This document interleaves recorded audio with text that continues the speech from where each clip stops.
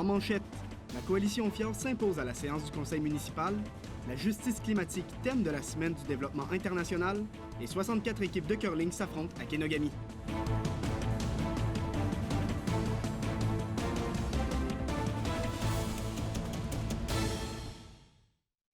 Mesdames, Messieurs, bonsoir et bienvenue à ce web journal du mardi 4 février. La coalition Fjord a appelé la population à manifester à l'hôtel de ville de Chicoutimi hier contre les grands projets. Malgré ces contestations, la ville de Saguenay a adopté la résolution d'appui au mouvement Je crois en ma région qui soutient ces projets privés. Un reportage de Titouan Bussière. C'est-tu moi dans 50 ans qui va te ramasser votre gros calice de gazoduc de 750 km qui va polluer toute notre région? C'est ça, je me demande. Ce sont près de 150 personnes qui ont répondu à l'appel de la coalition Fjord en venant manifester à l'hôtel de ville de Chicoutimi lundi soir. On considère que certains liens sont inquiétants entre GNL, Je crois en ma région et la ville de Saguenay. La population devrait pouvoir poser des questions et donc on les a invités à être présents au conseil municipal pour dénoncer certains aspects qui nous semblent douteux. Parmi les demandes des citoyens, l'incorporation de la coalition Fjord dans le mouvement Je crois en ma région. Je demande donc, qu'est-ce que vous avez à perdre d'incorporer, maintenant que c'est accepté, Coalition Fjord dans Je crois en ma région? Qu'est-ce que vous avez à perdre? Ville de Saguenay ne fait pas partie du regroupement. Ce sont tous des organismes qui gravitent autour de nous. Ce qui a été demandé ce soir va être rapporté au comité qui gouverne le mouvement Je crois en ma région et ils auront à prendre les décisions en conséquence. À travers le monde, les scientifiques nous disent qu'on doit réduire nos gaz à effet de serre de 50 % d'ici 2030. Un plan d'action écologique précis a aussi été demandé à la mairesse lors du conseil de ville. Je veux juste que vous, au prochain conseil municipal, vous reveniez avec un plan d'action.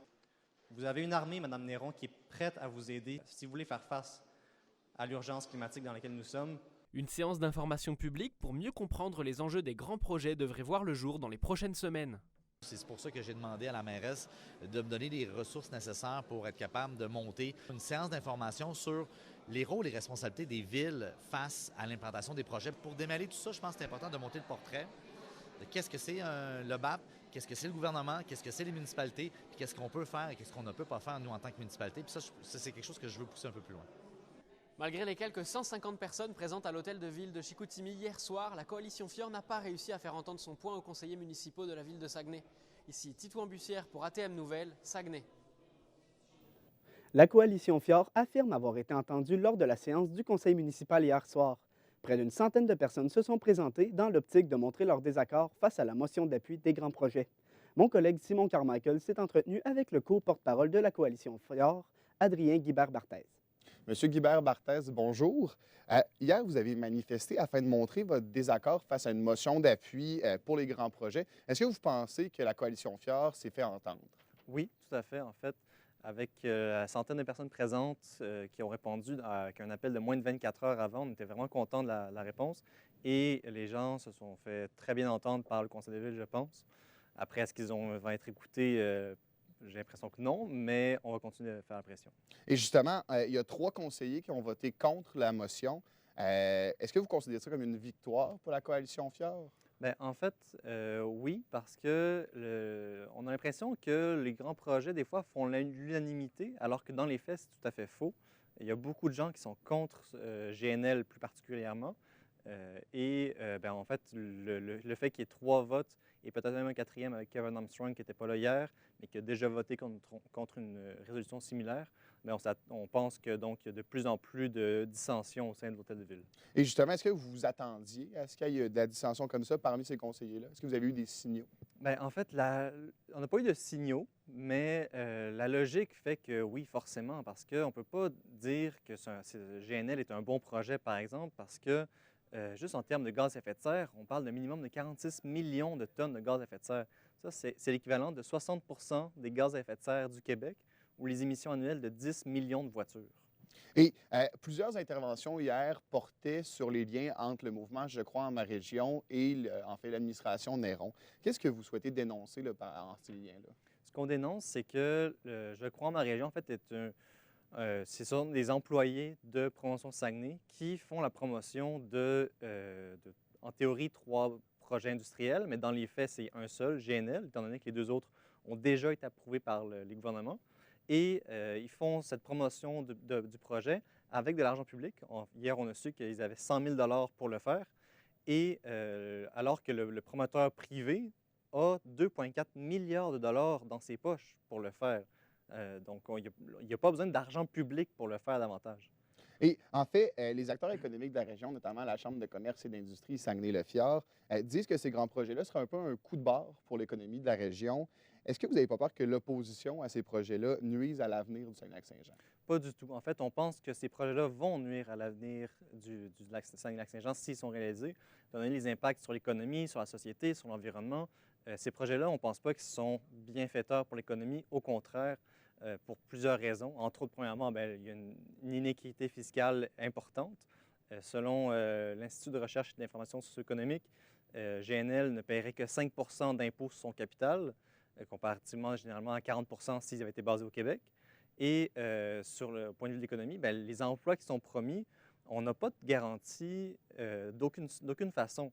En fait, les emplois, ça pourrait très bien être des emplois qui sont pour des personnes qui travaillent dans d'autres industries et qui vont travailler chez GNL et qui délaissent leur ancienne entreprise qui, en contrepartie, a de la misère à recruter de nouveaux employés. Donc, au point de vue économie, ça n'a pas sa place non plus. Mais si Saguenay dit non à GNL, vous ne pensez pas que GNL va juste aller dans une autre région puis faire le même projet aussi polluant dans une autre région? Bien, en fait, ça serait étonnant parce que le gaz, au final, c'est quand même du gaz albertain. Ils ne vont quand même pas délocaliser GNL en Inde ou en Chine, par exemple. Sinon, qu'ils me disent comment. Et dans tous les cas, même s'ils allaient en Chine ou en Inde, ce ne serait pas mieux. On veut pas que GNL se fasse ni ici ni ailleurs. Et en fait, rapidement, quelles seraient les prochaines actions de la Coalition Fjord?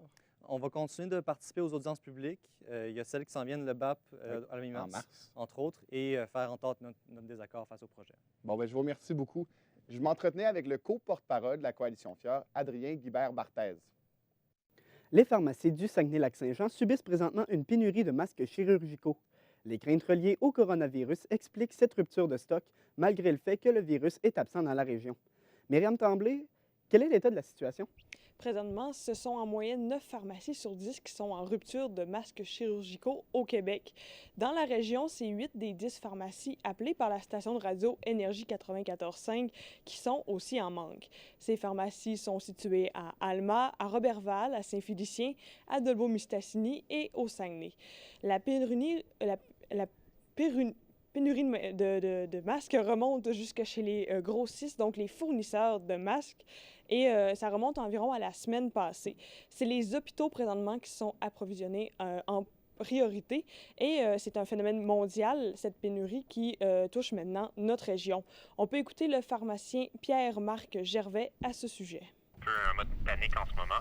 Donc, les gens sont allés acheter rapidement beaucoup de stocks de masques et les stocks ont été vidés rapidement.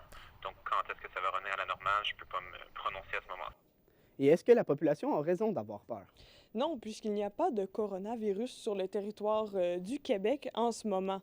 Pierre-Marc Gervais pense que c'est les médias qui ont moussé la chose et qui sont responsables de la panique présente. On l'écoute. Ça cause la peur, donc il y a eu beaucoup de reportages dans les médias. Donc il y a peut-être un phénomène qui est lié à ça, une grande exagération liée au virus. Mais c'est un virus qui est beaucoup moins répandu que celui de la grippe qui est en activité en ce moment, par exemple. Donc,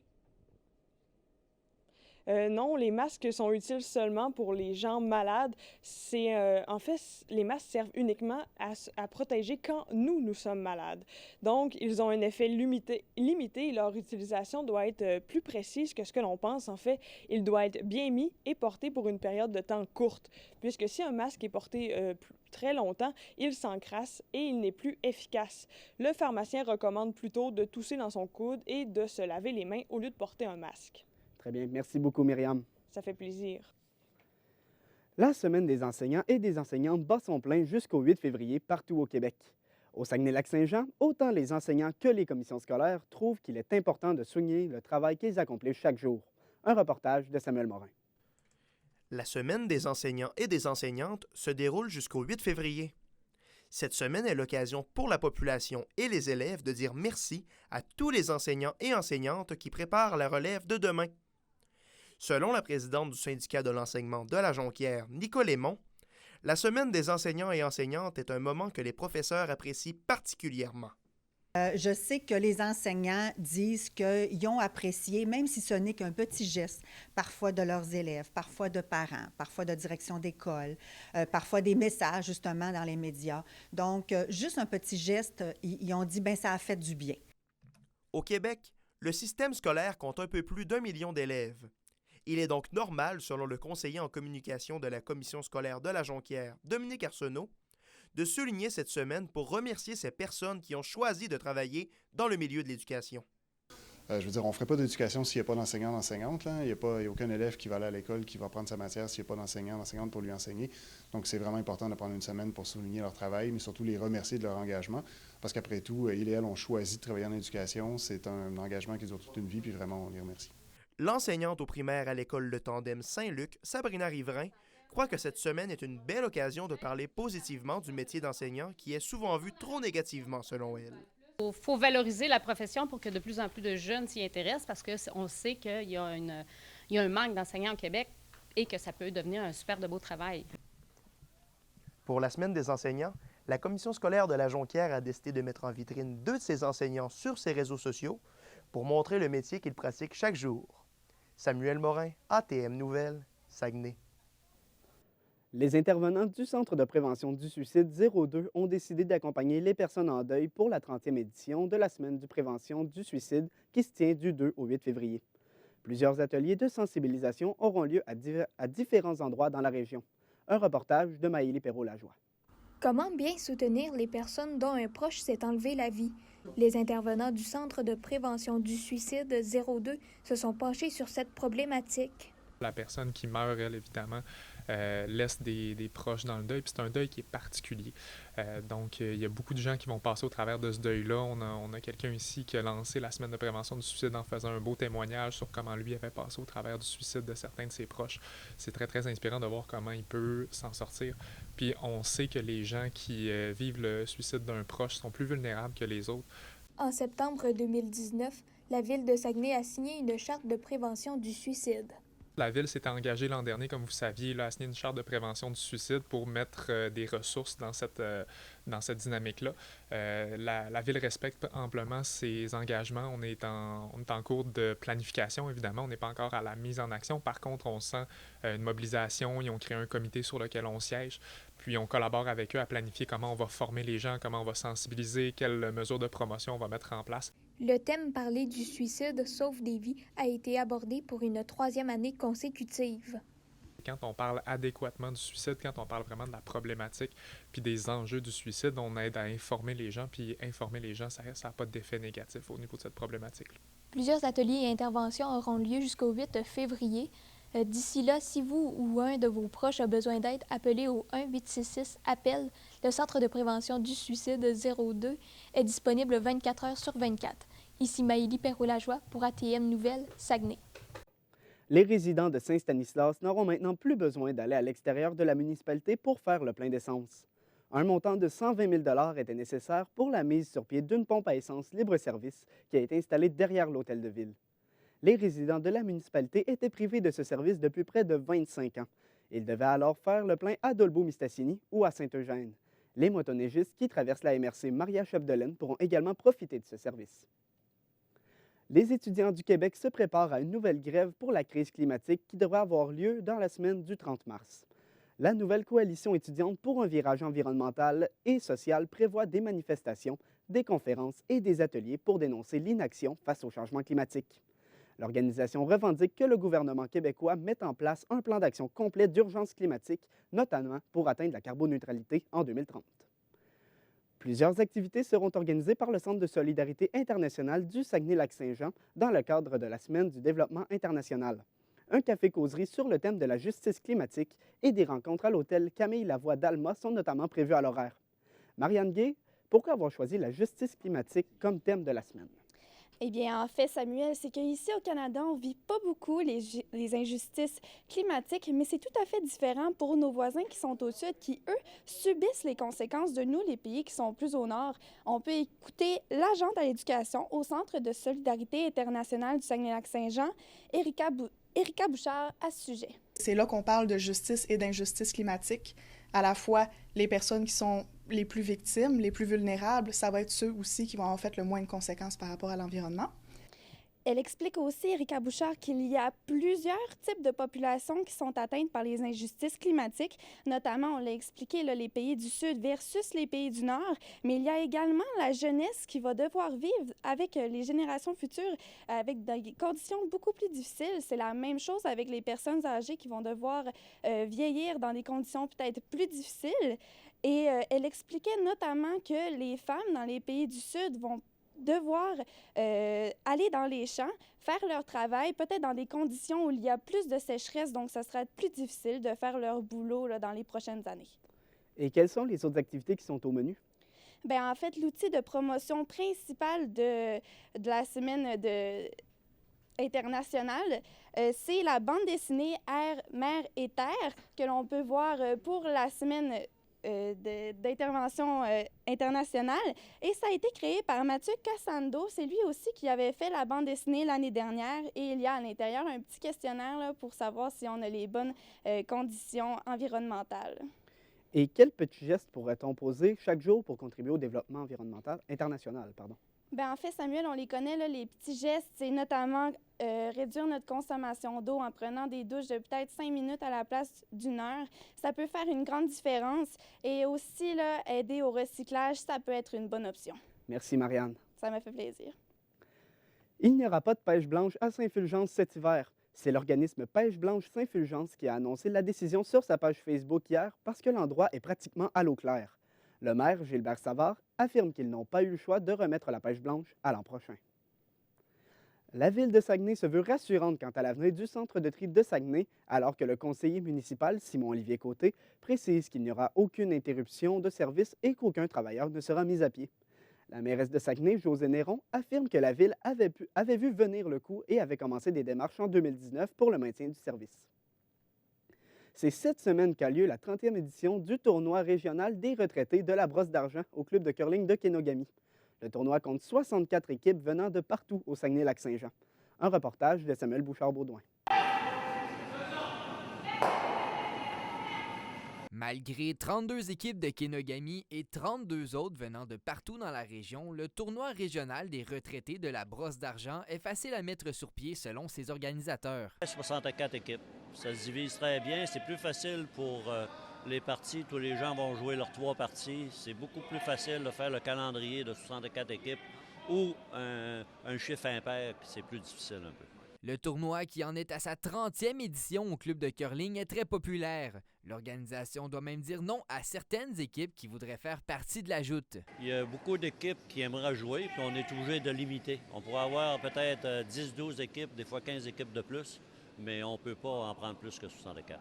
La provenance des équipes est diversifiée et l'ambiance qui règne sur la glace est très appréciée par les participants de ce tournoi. Et on voit d'autres équipes parce que c'est souvent, on ne joue pas nécessairement à l'extérieur, on ne rencontre pas les autres équipes de l'extérieur.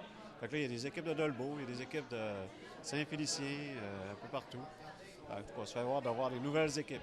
Le club de curling de Kenogami souffle sa 100e bougie en 2020.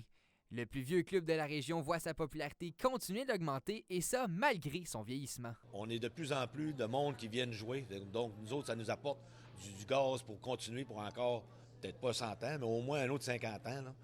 Le tournoi régional des retraités de la Brosse d'Argent se poursuivra tout au long de la semaine jusqu'à sa conclusion ce samedi 8 février. D'ailleurs, le prochain événement qui aura lieu ici au club de curling de Kenogami aura lieu du 17 au 22 février prochain. Samuel Bouchard-Baudouin, ATM Nouvelles, Saguenay.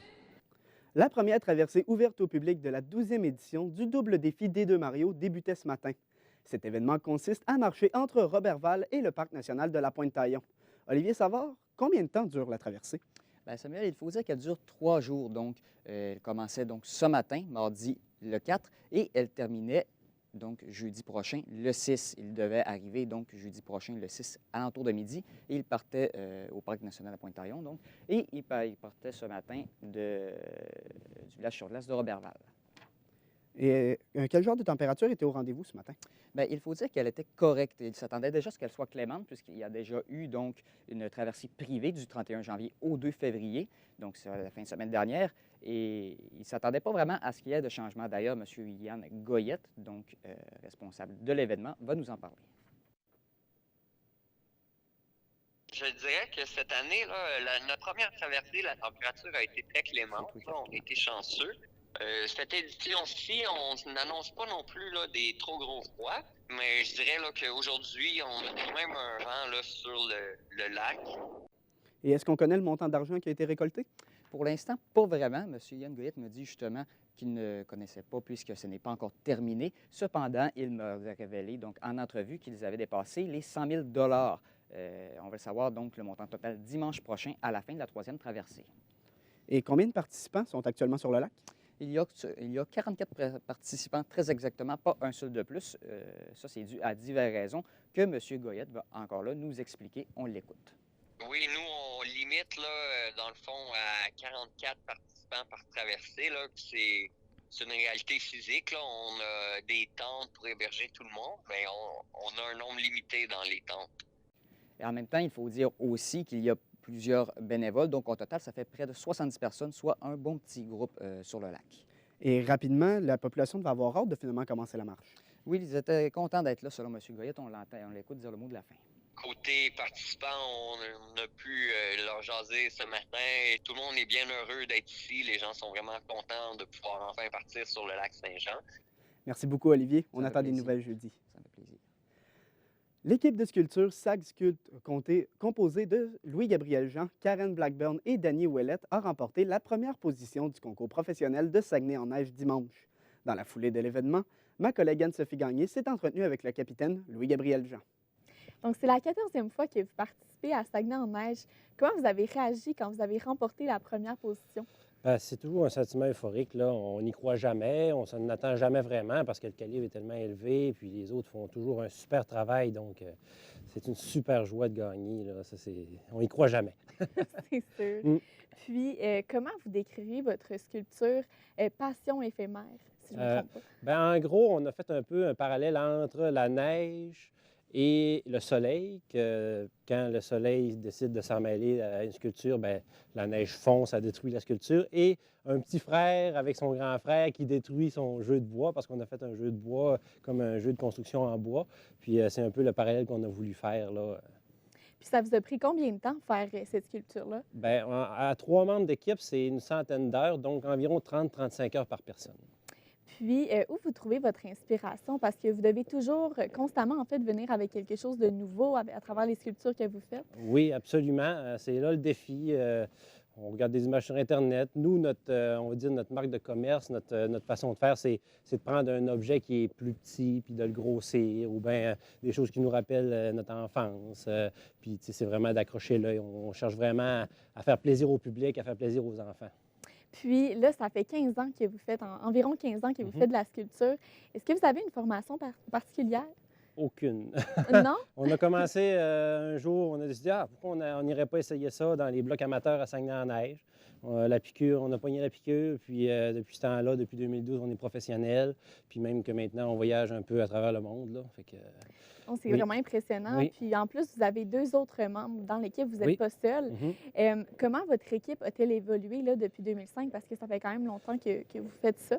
C'est pas la même équipe depuis 2005. Je l'ai faite avec mes beaux-parents, avec mon père. Mais la personne qui a été constante avec moi, ça a été ma conjointe. Là. Okay. Mais sinon, ça a évolué dans le sens qu'on se met des défis, puis on les relève, puis on n'a peur de rien, puis on veut toujours faire mieux.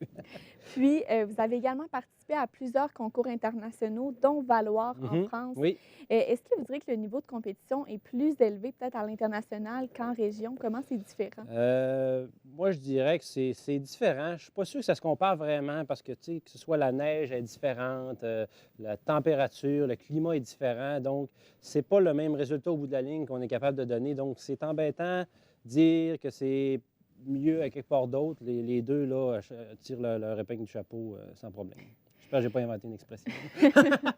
Puis, est-ce qu'il y a des choses qui sont plus difficiles à gérer dans la sculpture, par exemple le froid, les températures, l'effort physique? C'est sûr que plus c'est chaud, plus il fait soleil, on sent tout de suite la neige qui change quand le soleil se met à plomber. Puis, plus les températures sont chaudes, plus la neige est molle, elle change de texture.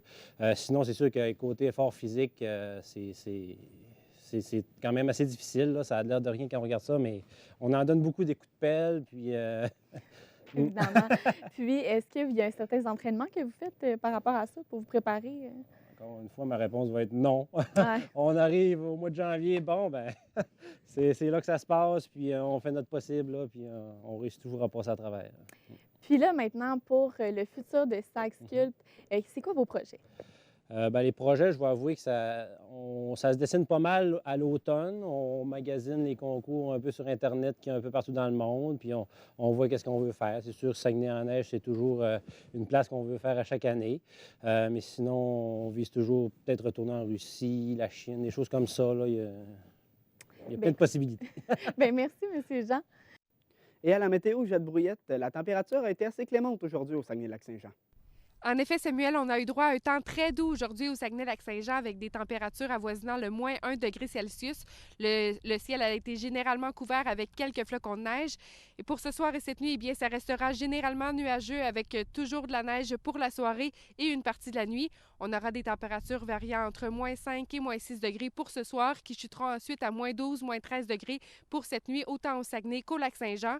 Et à plus long terme, eh bien, ce sera plus froid le reste de la semaine, mais des températures quand même dans les normales de saison, avec une température variant entre moins 8 et moins 12 degrés.